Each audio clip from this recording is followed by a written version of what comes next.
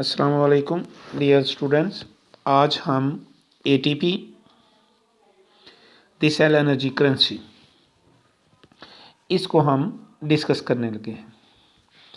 ATP जैसा कि आपको पता है एडिनोसिन ट्राईफॉस्फेट, ये इसकी फुल फॉर्म है। इसको हम डिस्कस करेंगे।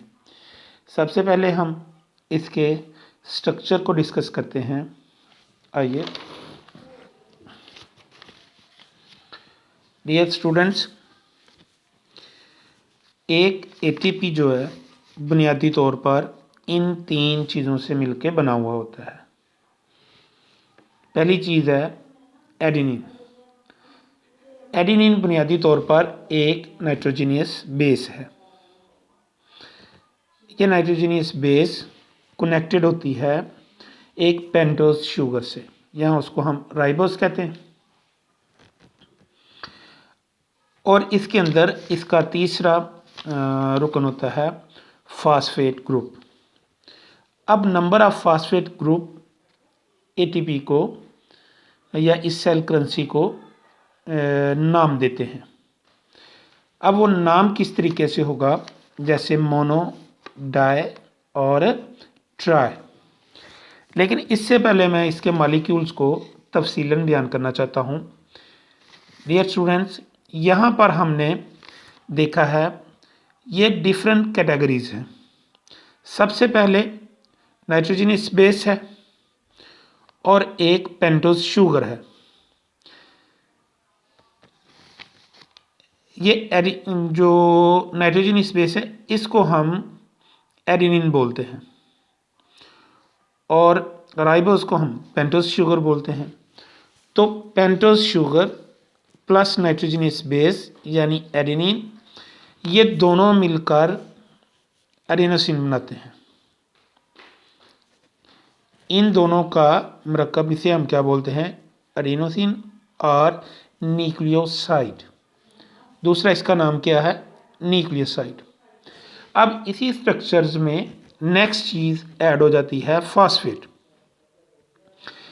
अब ये स्ट्रक्चर इस तरीके से बन गया हमारे पास एडेनिन, पेंटोज शुगर और फिर फॉस्फेट।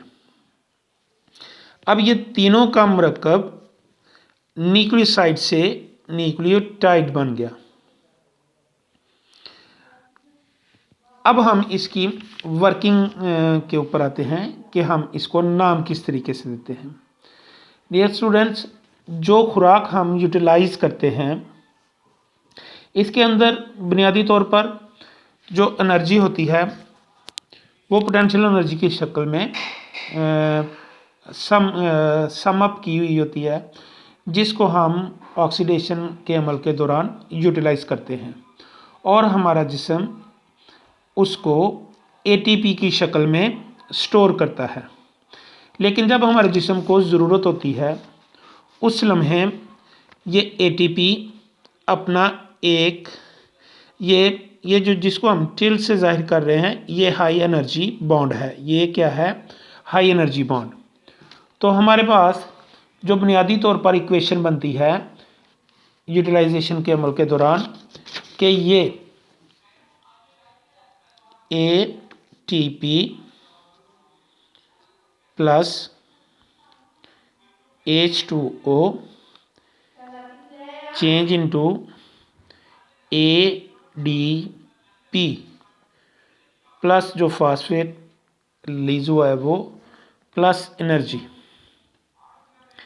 अब सवाल पैदा होता है यहाँ पर एनर्जी कितनी रिलीज होगी। तो ये एनर्जी जो होगी 7.3 किलो कैलोरीज पर मोल हम कह सकते हैं इसको।